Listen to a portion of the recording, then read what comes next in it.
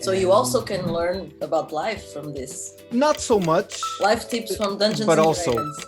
yeah, I guess we're ready. I have my tea. Hello everyone, this is another episode of What's on Your Feed. Today we have an old friend of mine, Tiago Salvador. He's a programmer, he's a star on Twitch, he's a streamer. Here's Tiago. Hey! You can just call me Red. No, I won't. I know you for a long time. Fine. Tell me, what's on your feed? Mostly music, movies, gaming. I'm gonna start with one of my most recent finds, which is Cinema Therapy. I found this channel during all of the lockdowns. All of them.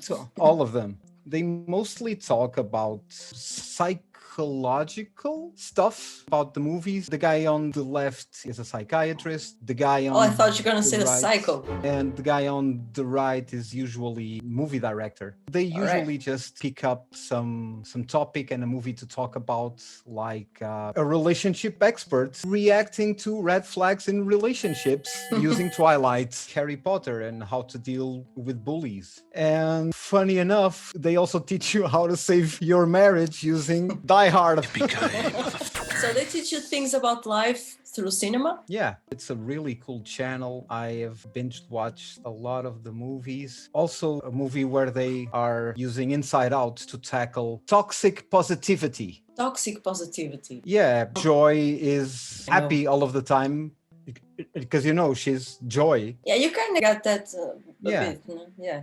You're a little positive toxic. Yeah, you can be overly positive to the point where it's not good, you know? I'm in no risk of that. I think I might go to Matt Colville right now. What's this channel about? A lot of my spare time is spent playing Dungeons and Dragons.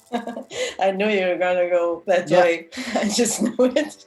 It's probably the biggest hobby I have right now. And most of that time is spent as a dungeon master, which means I'm usually in charge of the heading of the story. And I'm no writer. So when a group of my friends decided it would be fun to try out playing the game, I was the only choice to be a dungeon master, which meant I had to learn a lot of shit. It was your only choice. You know, with great power.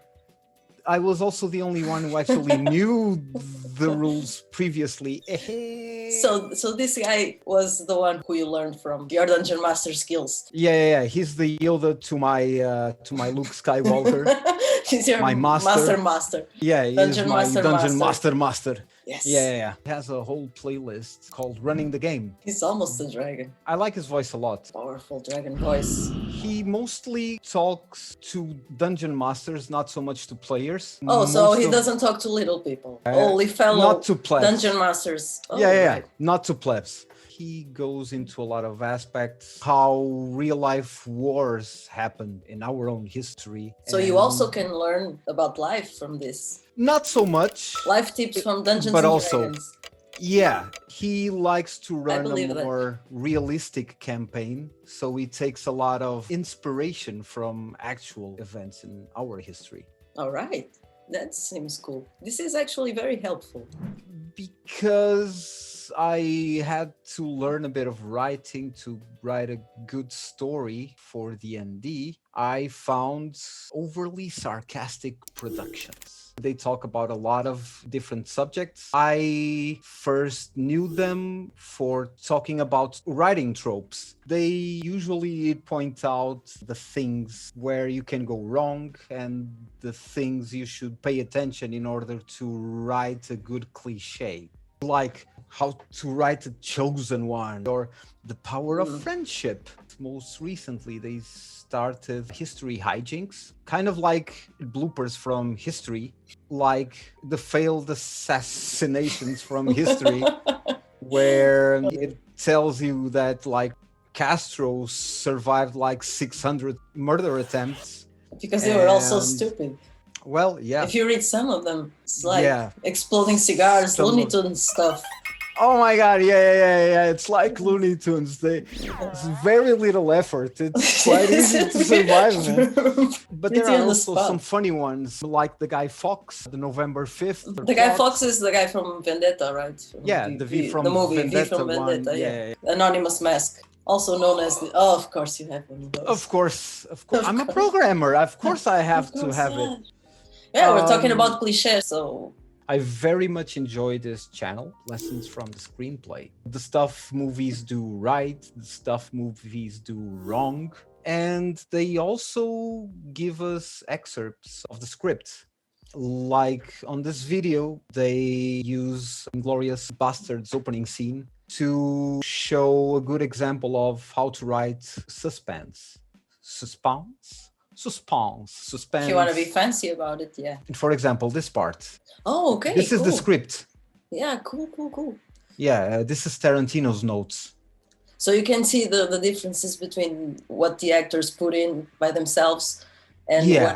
what is actually written on the script. And you can understand who's the genius at work, if it's the screenwriter or if it's the actor or both. You see the actual job of the actors. They also have a good one that I really recommend you watching, and it's how to make the perfect antagonist for a story. The villain. Yeah, the Joker. All From The Dark Knight. They point out not really the genius of the acting, which is indeed genius. They are basically telling you, to make a good Joker, there's way more to it than just a laugh and the look, to be exceptionally good at attacking the hero's greatest weakness and stuff like that. This is quite interesting, both as a movie lover and also as a dungeon master, because I usually have to write the villains. And oh yeah, Dungeons and Dragons, you have to be the antagonist all the time. Yeah, I keep making players obstacles of the game to die. Characters You're the to die. Joker. This channel is a good inspiration on how to write good stuff. Okay. What if we go into the Spiffing Brit? He's British and he enjoys tea, like someone. You're being very posh right now. This guy, he's mainly a gamer, but his main videos come about how to break a game, like how to be immortal in Cyberpunk. So he finds the faults and all the bugs in the games. Yeah, and he exploits them to the maximum. Until they break. Until he's getting shot and taking absolutely no damage. Like, but these are not cheats. These are genuine faults of the game. Genuinely the bugs. Yeah, exactly. The amount of hours you have to play just to find something wrong with the game. You have to pretty much do all the stuff that is possible many times. Yeah. And also theory crafting of the stuff you can combine in order to produce the most broken results possible. Witchcraft. Quite easy. Yeah, witchcraft.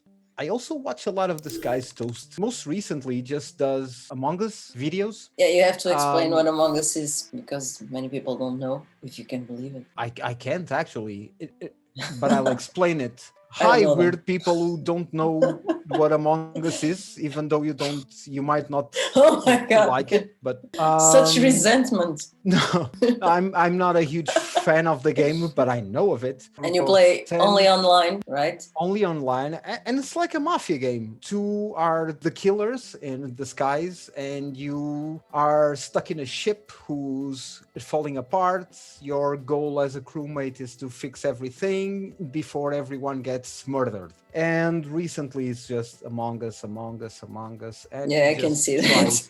And you've seen them all. Yeah, it's sad. It's sad because you don't play. Why do you see that?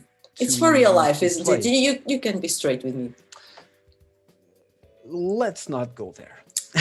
I have some CinemaSins where they do videos where they point out all of the movie mistakes. Oh, cool. For example, in this case, everything wrong with The Fast and the Furious, the fourth one. Oh my God, this should be the whole movie, right? Yeah. They just point out all of the stupid shit they do in movies. Stuff that makes no sense. Oh, and they have a counter. Oh yeah, they have a countdown. Sin counter. This is Yeah, it has a hilarious, sin man. counter. Yeah, This is yeah. just trolling movies. It's the best. Also watch a lot of WebDM. Dungeons and Dragons, right? Yeah, Okay. but these ones are less about the mechanics of the game. Oh, these ones have props. Yeah.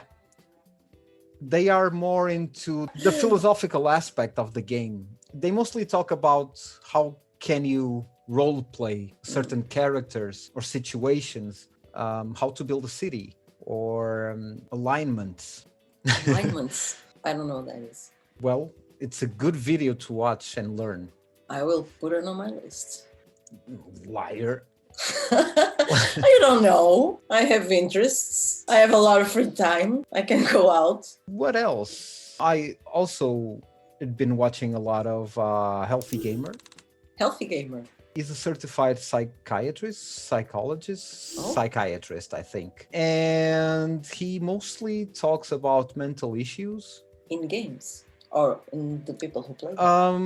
That's the question. He mostly targets other streamers. And he talks about their mental issues, like the friend zone, where he invited a bunch of guys and they talked about the friend zone. Oh, all no, right. Actually, yes, it's a full panel of girls talking about friend zoning. All right. How to solve laziness. Wanna do your top 5? Yeah, do my top 5. You're ready now? You're feeling confident? Ready.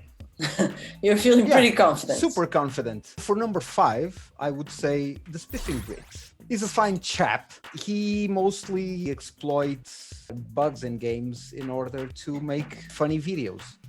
Number 4, lessons from the screenplay. Quite insightful into how movies are made and stuff like that. For number 3, I'd go with cinema therapy.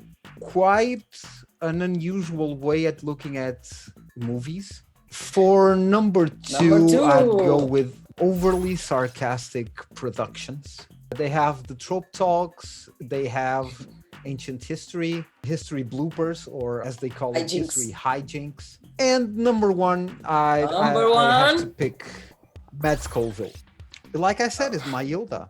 I see the connection. I learned a lot from hearing this guy talk about Dungeons and Dragons and about other stuff. He's also a game designer in a big company. So many of you might actually have played games he developed. He's mostly in charge of all of the story behind it. Okay, that's cool. Yeah, this is my top 5. That was interesting. So what now? You can drink some tea. Thank you very much. Red Anora is your Twitch handle for streaming. Yep. Twitch.tv/Red. Keep it going, man. Anora. Thanks for having me. When you gave me the invite, it was interesting because your sound guy is an old coworker of mine too. Yeah. Hi, Andre. And the previous guest is a guy I know for 20 years. So it was, it's actually a pleasure. Is there anything else? No, you can drink your tea. I will leave you to that. All right. Thank you, Tiago. Bye, everyone. Bye. Bye. Bye-bye. This person you see here on the screen, Mariana Vaz, is an old co-worker. She invited me to be a guest in her podcast. Guest number 3, baby. Technically, it's the lucky number. Oh yeah, technically the second guest, because the first was herself. That doesn't count. Second guest is second best. Burn. Anyways, I have to introduce you too. Yeah, I know. But before we start, hi everyone. Like to say I might not pay close attention to the chat. And you have the podcast command to check their channel on YouTube. Okay. All right.